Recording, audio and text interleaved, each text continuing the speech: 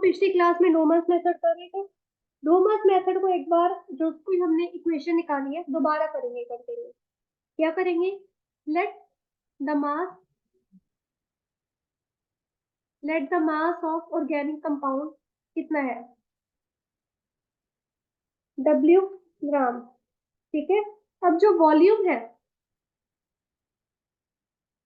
Volume of nitrogen collected कितनी आई है?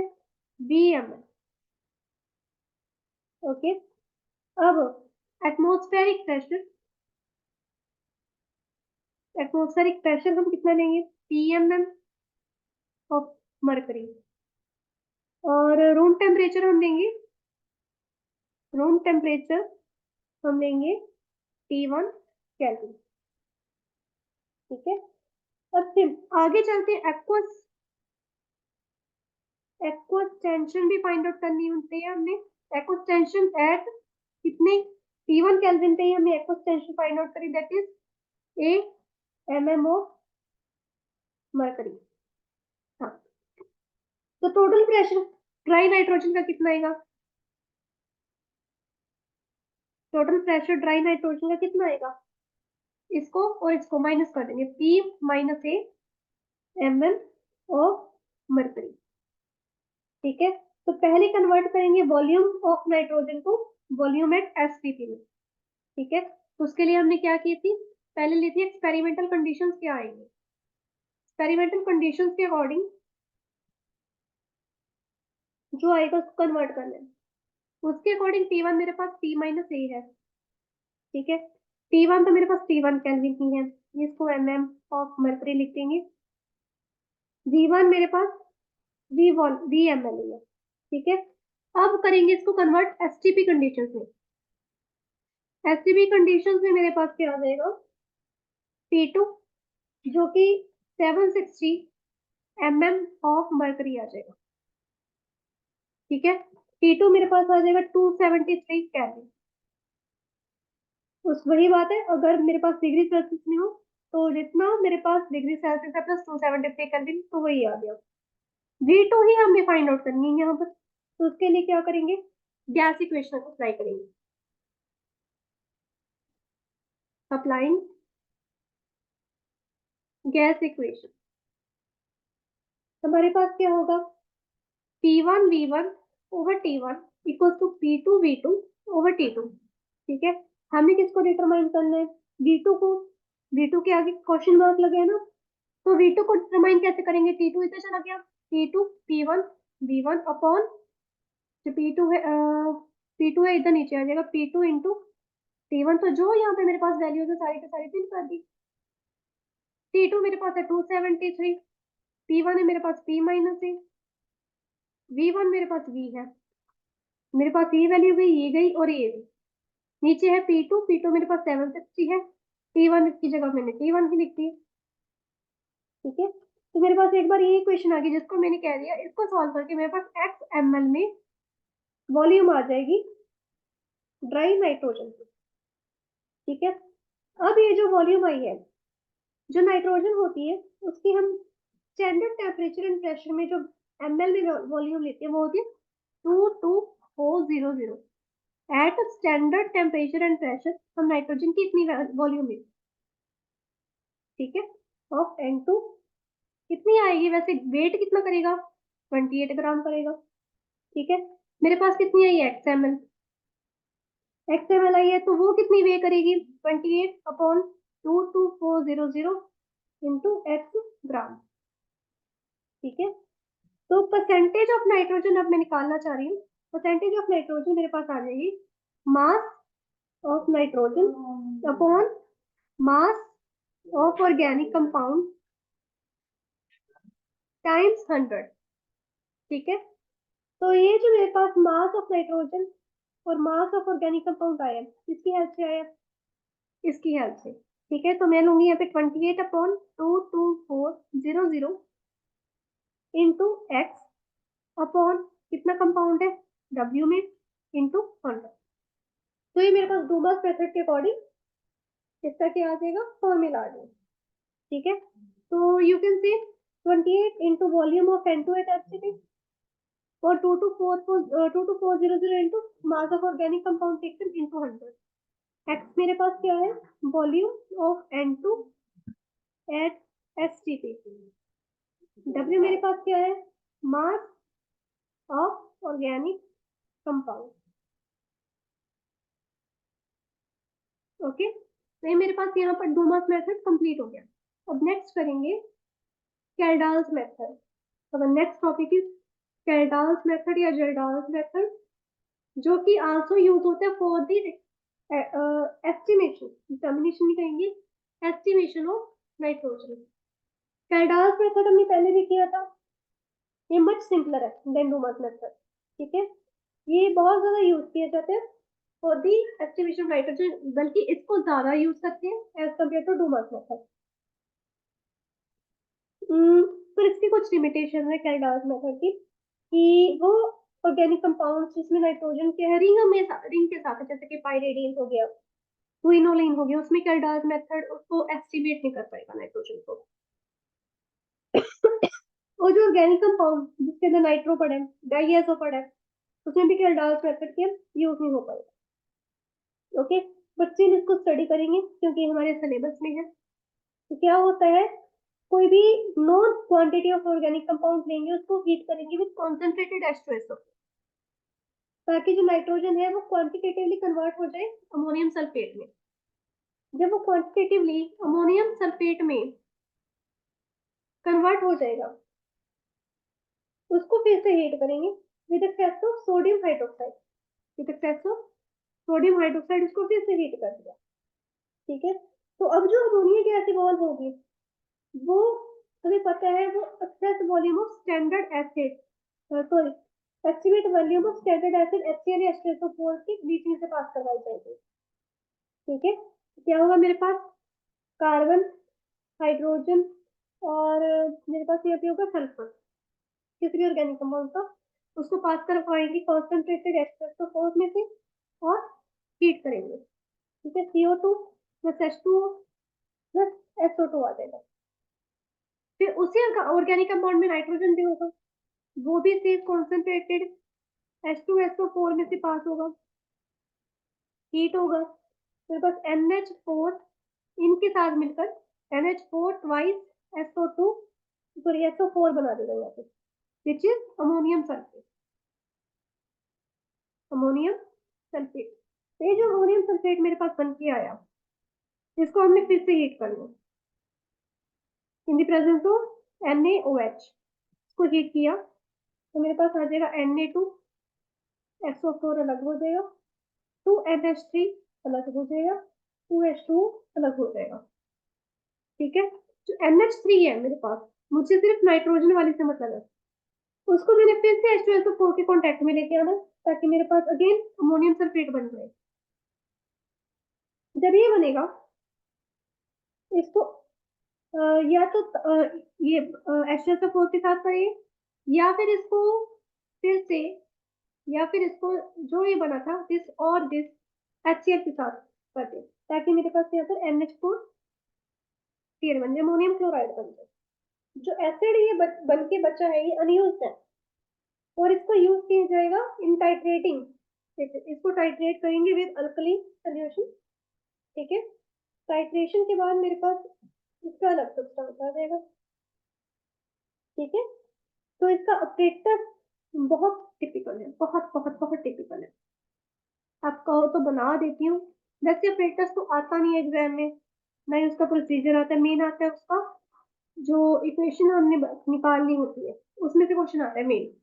But sometimes वो इक्वेशन समझ में नहीं आती कि बनी कैसे है, आई कैसे है, तो उसके लिए हमें प्रोसीजर देखना पड़ता है. तो मैं यहाँ पर एक बार बना रही हूँ. मेरे पास कैल्डाल की फ्लास्क पड़ी है भाई, ये रही कैल्डाल की फ्लास्क. ठीक है, और इसके ऊपर एक लूज ग्लास टॉपर लगा हुआ है. उसके अंदर मेरे पास ऑर्गेनिक कंपाउंड है, organic compound plus concentrated H2SO4, H2SO4 plus K2SO4 भी है इसके अंदर, प्लस CuSO4 भी है. प्रोसीजर में बहुत सारे खुलासे निकलते हैं जैसे कि ठीक है, और इसको हीट करेंगे with the help of A Bunsen burner. जब ये चीज हुई, अब जो कैल्डाल की फ्लास्क में सारा हीट होके मेरे पास स्टार्स आ गया, इसको डिस्टिल करना है। अब इस कैल्डाल फ्लास्क को मैंने दोबारा लिया, जब इसको प्रॉपर हीट कर लिया ना सारी की सारी को, अब इसको डिस्टिल करना है। मेरे पास अगेन कैल्डाल की फ्लास्क आ गई यहाँ पर, जिसके जिसके मैंने इसको हीट किया था, पहले टेढ़ी रखी हुई थी, अब सीधी कर दिया। ठीक है, डिस्टिल करते वक्त मैंने यहाँ पर इसको दो जगह से कनेक्ट किया। एक तो यहाँ पर लेके मैंने इसको इसके साथ कनेक्ट कर दिया। ओके, एक इसको मैंने लिया यहाँ पर सर्कुलर बल्ब में ले लिया। वो बल्ब जो है आगे कनेक्टेड है कैल्डाल के ट्रैप के साथ। कैल्डाल ने बहुत भयंकर ट्रैप लगाया था बच्चों को पढ़ने के लिए, कि बच्चे मजबूरी पढ़े ही पढ़े हैं। तो वो ट्रैक पे आप अब चल रहे हो, उस ट्रैप को आपको फॉलो करना पड़ रहा है, मजबूरी है आपकी। मैंने भी किया था भाई, मुझे भी ये बड़ी गंदी लगती थी, पर करनी पड़ी मुझे भी, आपको भी करनी पड़ी, क्योंकि कोई और ऑप्शन नहीं है। अब यहाँ पर ये कनेक्टेड होगा with, you can see a kind of a condenser. ठीक है, जिसके अंदर मेरे पास वाटर होगा। ठीक है, यहाँ से भी वाटर, ये जैसे अपने लीबिक में किया था, वाटर इनलेट और वाटर आउटलेट का वही चीज है। ठीक है, उसके साथ ही इस तरह से यहाँ पे कनेक्टेड है कंडेंसर की तरह। अब ये आगे जाके मेरे पास डिस्टिल होके यहाँ पर निकल आएगा, जिसको हम टाइट्रेशन वगैरह में यूज कर लेंगे। इसमें ड्राइंग बहुत अच्छी है, बस मुझे इस बात का घमंड नहीं है, आप ये समझ लो। ये मेरे पास नॉन वॉल्यूम आएगी इसके अंदर, non volume of standard. Okay, पहले इस सोल्यूशन को हीट किया था, जब ये थोड़ा सा ठंडा हो गया उसके बाद इसको हमने इस ट्रैप के अंदर डाल दिया, जिसमें इसकी डिस्टिलेशन हुई। अब इसके अंदर जो कंपाउंड मेरे पास था अबाउट 0.5 ग्राम में मैंने लिया था। ठीक है, इसको हीट किया अभी H2SO4, जिसके साथ K2SO4 के साथ CuSO4 के साथ। काफी लंबी नेक होती है कैल्डाल की फ्लास्क की। ठीक है, राउंड बॉटम फ्लास्क होती है, लॉन्ग नेक होती है, उसके साथ हमारे पास लूप टॉपर होता है। तो जो small amount of potassium sulphate डाला है हमने, और थोड़ी सी अमाउंट ऑफ कॉपर सल्फेट या मरकरी, कॉपर सल्फेट की जगह पे हम मरकरी भी यूज कर सकते हैं, याद रखो। ठीक है, भी डालिए। ये क्यों डाली है? ताकि ये दोनों जो है, एक तो H2SO4 का बॉइलिंग पॉइंट को रेज कर दे। ठीक है, एक तो इसको बॉइलिंग पॉइंट को रेज कर दे, और it acts as this one, specially this one acts as a catalyst. Catalyst का क्या काम करता है? To increase the speed of a reaction. कोई स्पीड है उसकी रिएक्शन को बढ़ा दे। ठीक है, उसके लिए हम कैटलिस्ट यूज करते हैं। अब ये जो हीटिंग है पता है कब तक होती है? 2 से 3 घंटे। 2 से 3 घंटे इसको हम अच्छे से उबालते जाएंगे, और फिर उसको ऑक्सीडाइज करेंगे carbon dioxide and water vapour, ताकि मेरे पास जो नाइट्रोजन है सिर्फ वही रहे, और जो नाइट्रोजन है मेरे पास NH4 वाइस SO4 में कन्वर्ट हो जाए अमोनियम सल्फेट में।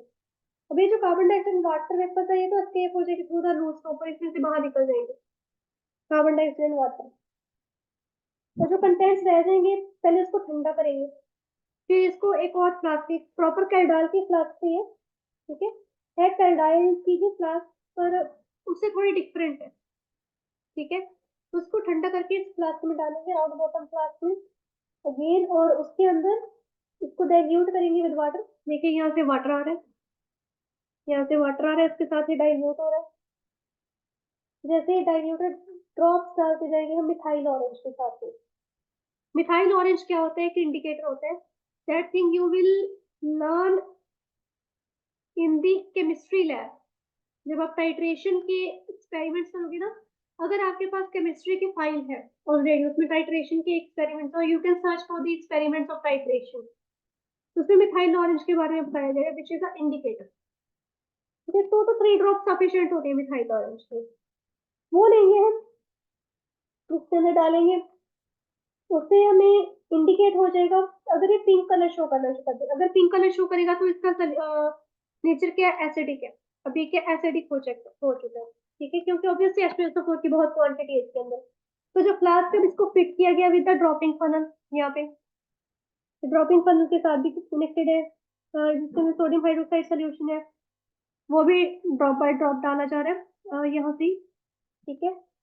जैसे जैसे फ्लास्क को अगेन हम हीट कर रहे हैं, जब इसको दोबारा हीट करेंगे, इसको भी दोबारा हीट करेंगे, तो हमारे पास जो अमोनिया है वो लिबरेट होगी, वो ट्रैप की हेल्प से पास होगी।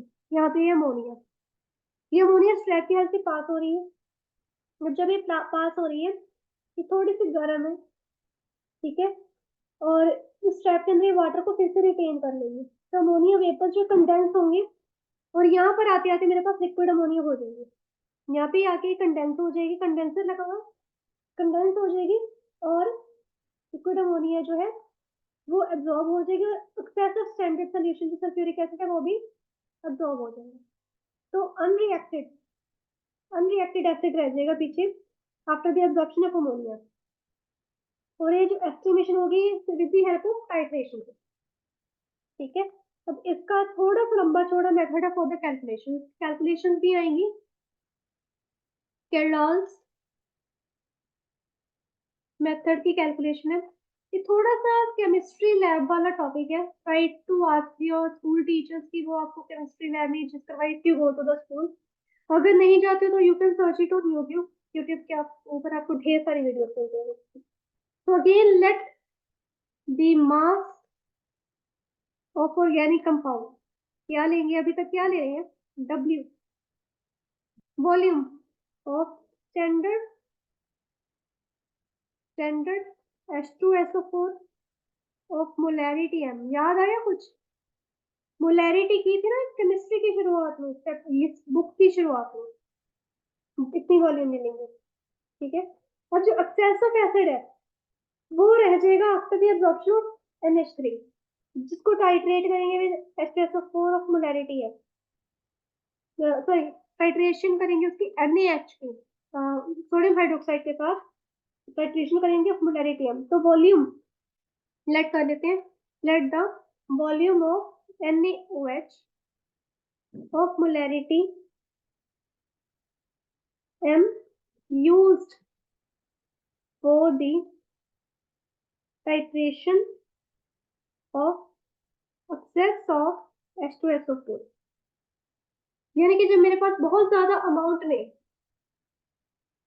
जब मेरे पास H2SO4 आया, उसको मैंने टाइट्रेट किया with NaOH solution of molarity M। तो कितनी अमाउंट थी उसकी, V अमाउंट थी, तो जब उसको टाइट्रेट करेंगे तो मेरे पास कितनी अमाउंट में रह जाएगा वो, VmL में। तो V1ml जो है मेरे पास सोडियम हाइड्रोक्साइड का सोल्यूशन है ऑफ मोलैरिटी M, ये अप्रोक्सीमेटली इक्वल होगा V1/2 ml of H2SO4 of molarity M। कितना फर्क आ जाएगा मेरे पास ऑफ मोलैरिटी M, कितना फर्क। तो जो वॉल्यूम आएगी of H2SO4 of molarity M ये अनरिएक्टेड रहेगी, तो V1/2 ही रहेगी। अब क्या करेंगे, जो वॉल्यूम है of H2SO4 of molarity M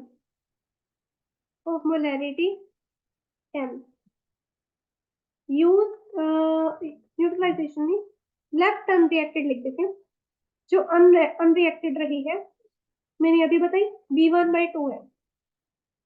अगर मैं वॉल्यूम लूं of H2SO4 of molarity M used for अगर उसको न्यूट्रलाइजेशन के लिए यूज किया जाए, किसकी न्यूट्रलाइजेशन, अमोनिया की, तो मेरे पास आएगी V-V1/2 ml। ये जो V-V1/2 ml है, इसको ध्यान दो, V-V1/2 ml किसका है, H2SO4 का, है ना। कितनी मोलैरिटी है उसकी, M है, वो अप्रोक्सीमेटली इक्वल हो जाएगा ट्वाइस ऑफ, देखो यहाँ पे हाफ था, यहाँ पे आएगा twice of V1 V minus V1/2 ml of NH3 solution of molarity है। थोड़ा सा ये कंफ्यूजिंग है, इसके स्टेप्स आपको ऐसे ही फॉलो करने पड़ेंगे। ठीक है, तो जो मेरे पास वॉल्यूम आई ऑफ NH3 इवॉल्व, कितनी अमाउंट में मेरे पास जो है NH3 इवॉल्व हुई, कितनी वॉल्यूम में NH3 इवॉल्व हुई है, वो आएगी ट्वाइस ऑफ V माइनस, तो माइनस पे लिखती हूँ, twice of V minus V1/2 ml of molarity m। ठीक है, मान लो आप मेरे पास क्या है, इसकी वॉल्यूम 1000 में आ रही है, तो जब मेरे पास 1000 में आएगी तब तो मेरे पास गड़बड़ हो जाएगी, तब इसको और ज्यादा आगे सॉल्व करना पड़ेगा मुझे। ठीक है, इसको और आगे सॉल्व करेंगे। अभी यहाँ तक हमारा हो गया, इसको और आगे सॉल्व करते हैं। मानते हैं कि मेरे पास 1000 ml है ऑफ 1 मोलैरिटी NH3 सोल्यूशन। ठीक है, और वो कंटेन कर रहा है, देखो वो कंटेन कर रहा है 17 ग्राम NH3। अगर वो 17 ग्राम NH3 कंटेन करे, दैट मीन्स वो 14 ग्राम तो नाइट्रोजन ही कंटेन करे, तो ऑब्वियसली 14 प्लस 3 H के तो 17 ही होंगे। ठीक है, तो 14 ग्राम नाइट्रोजन कंटेन करे, तो अगर मेरे पास 1000 ml इतना कंटेन करे, तो मेरे पास जो मैंने क्वांटिटी यहाँ निकाली थी twice of V minus V1/2, जब ये अमाउंट आएगी ml of ammonia of molarity. अब यहाँ पे तो हमें क्लियर है कि 1 मोलैरिटी है NH3 की, यहाँ पे हमारी मोलैरिटी क्लियर है, सिर्फ अकेला मोलैरिटी हम ले रहे हैं। कंटेन नाइट्रोजन कितना आएगा, 14, 14 था, minus, sorry multiplied by m, कितनी मोलैरिटी है, into twice of V minus V1/2। ठीक है, अपॉन 1000। ठीक है, तो अगर मैंने परसेंटेज ऑफ नाइट्रोजन निकालनी है तो क्या आएगी, 14 into m into twice of V minus V1/2 upon 1000 into 100 upon W। अब देखिए इसको सॉल्व करते हैं, जब आप इसको सॉल्व करेंगे आपके पास आ जाएगा 1.4, 14 का 1.4 रह जाएगा। ठीक है, 1.4 into m into 2 times V minus V1/2 upon W। ठीक है, कैसे रहेगा, ये दो के साथ दो कैंसिल हो जाएंगे, एक दूसरे के इसके साथ 14/10, 1.4 रह गया। ठीक है, तो इसका फॉर्मूला क्या निकला, अगर मैं इसका फॉर्मूला निकालना चाहूँ परसेंटेज ऑफ नाइट्रोजन का, तो मैं इसका फॉर्मूला क्या निकालूंगी, क्या क्या अमाउंट पड़ी है या फिर क्या क्या चीज पड़ी है, उसके अकॉर्डिंग ये फॉर्मूला निकल आएगा। और इसके साथ आपका कैलडाउस मेथड भी कंप्लीट हो जाएगा, आगे अपने मेथड पे आ जाएंगे। तो मेरे पास फॉर्मूला निकल के आया परसेंटेज ऑफ नाइट्रोजन का, यहीं पे लिख देते हैं इक्वल टू डाल के, दैट इज 1.4 इंटू मोलैरिटी, जो मेरे पास वहां पर मोलैरिटी आई थी एसिड की वो, टाइम्स बेसिसिटी कितनी है एसिड की, यानी कितना वीक है basicity of acid, times volume of acid use, कितना अमाउंट में मेरे पास एसिड यूज हुआ है, upon mass of given organic compound, mass of organic compound. देखिए H2SO4 के लिए जो बेसिसिटी होती है वो हमेशा हमारे पास 2 होती है, तो वो चीज आपको गिवन होगी। जो मोनोबेसिक एसिड्स होते हैं और मोनोबेसिक एसिड्स,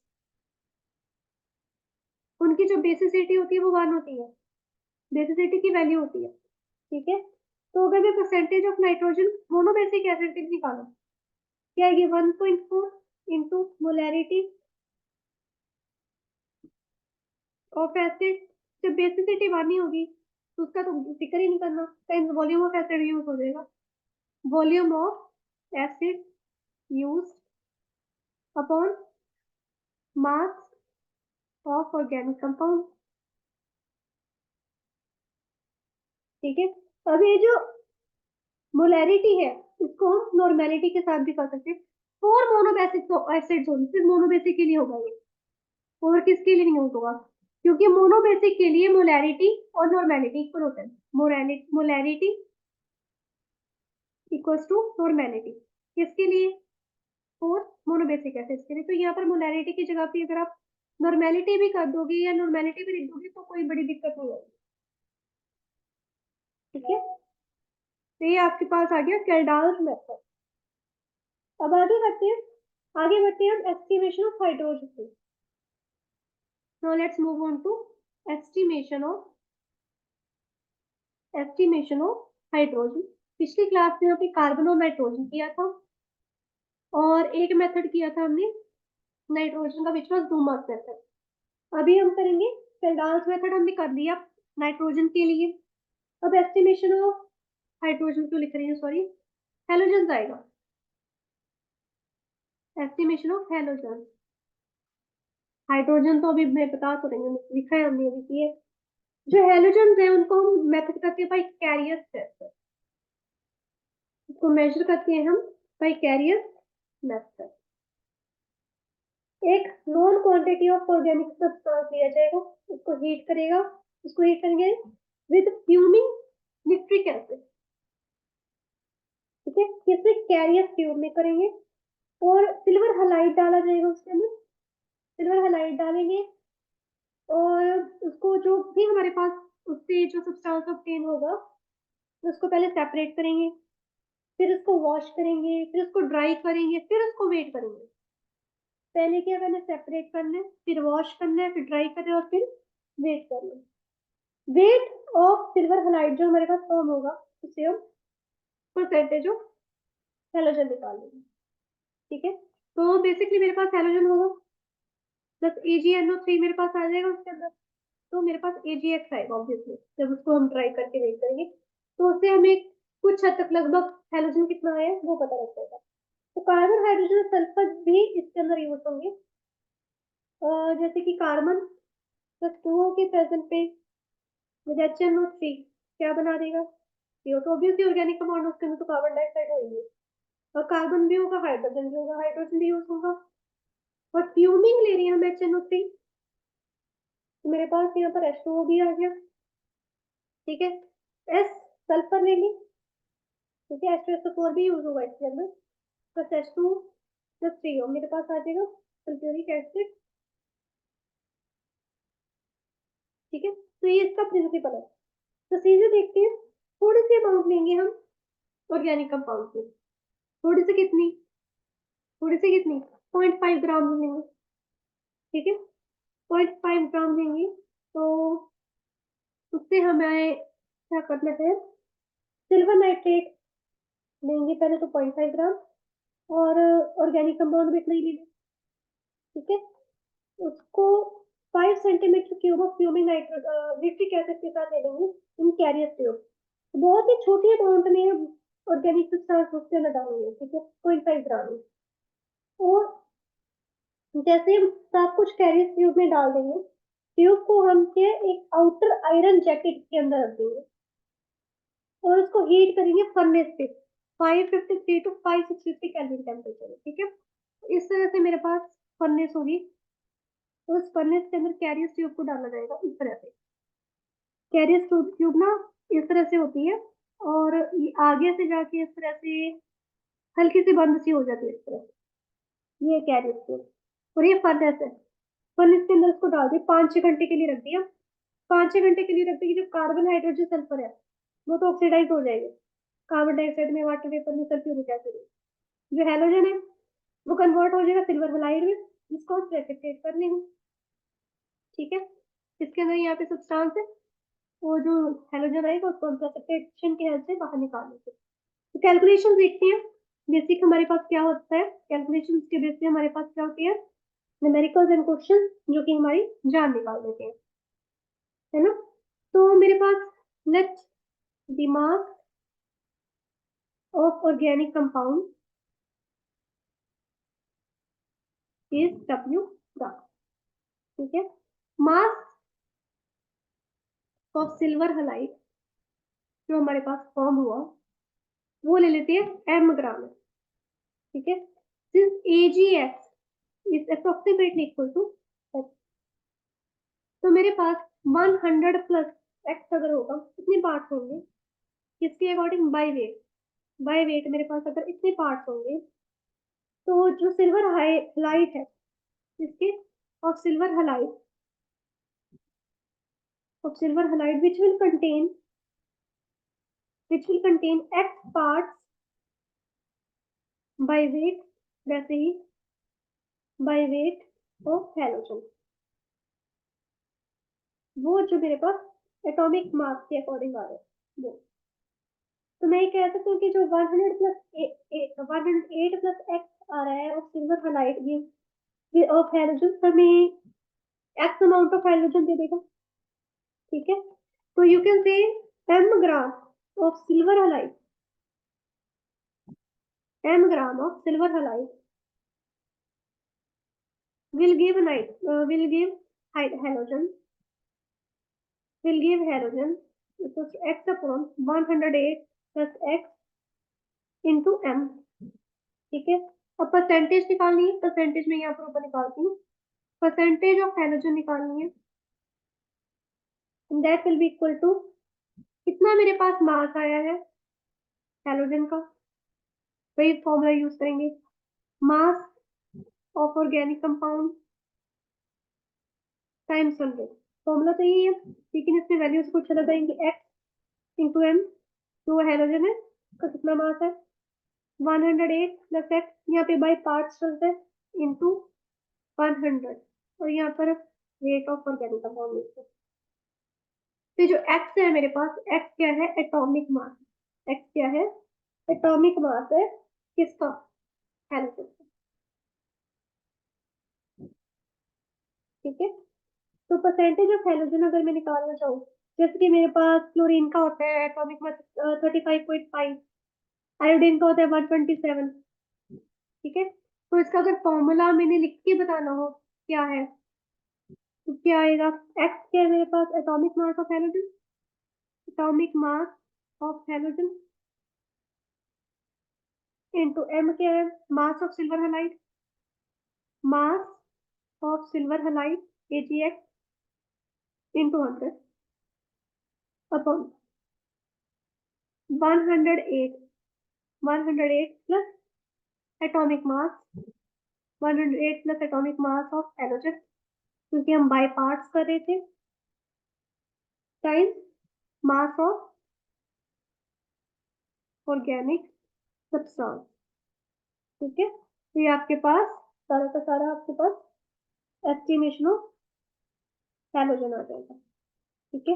आगे एस्टिमेशन ऑफ सल्फर भी ऐसे ही है, कैरियस मेथड नहीं होगा, एस्टिमेशन ऑफ सल्फर में भी सेम चीज होगी, डिट्टो, बस उसमें थोड़ा सा कंपाउंड की फॉर्मेशन में दिक्कत आएगी। If we talk about estimation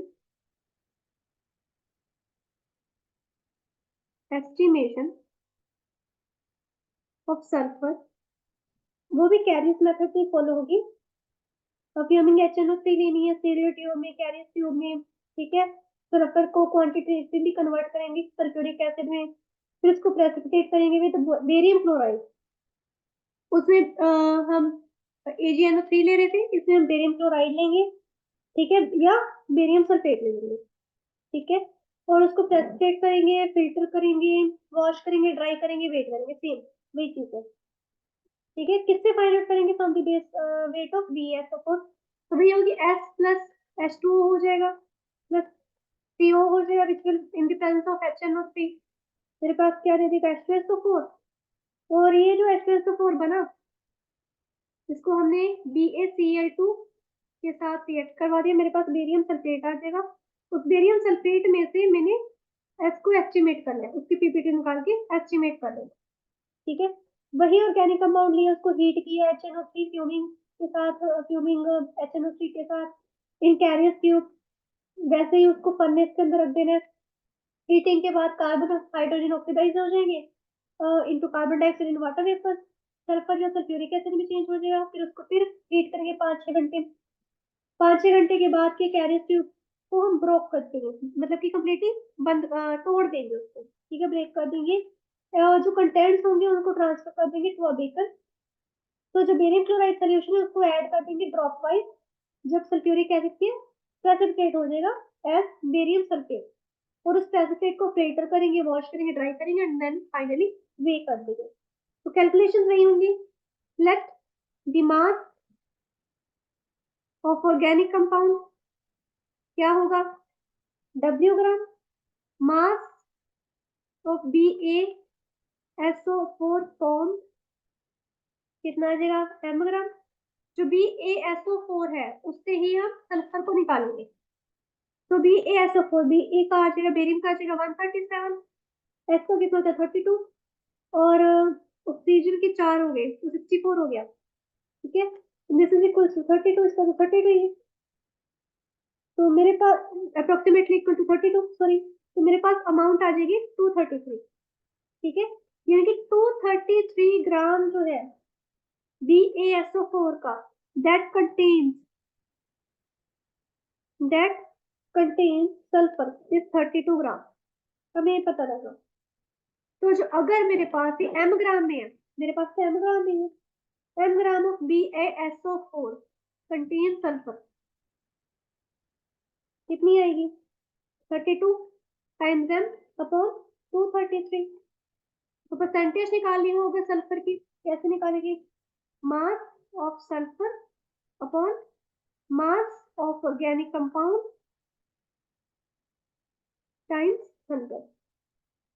तो ये मेरे पास आ जाएगा 32 अपॉन 32 m आएगा अपॉन 233 इंटू 100 अपॉन W। तो फॉर्मूला आ जाएगा 32 अपॉन 233, तो अलग आ गया, 233 अलग आएगा into mass of BaSO4 upon mass of compound taken, इतना हमने कंपाउंड लिया टाइम 100। तो यहाँ पर आपका आज का टॉपिक कंप्लीट हो गया, एस्टिमेशन सल्फर। अब रहेगी आपकी एस्टिमेशन ऑफ फास्फोरस और एस्टिमेशन ऑफ ऑक्सीजन, ये हम नेक्स्ट क्लास में करेंगे, और उसके साथ ही आपका चैप्टर भी कंप्लीट हो जाएगा। That is a for today.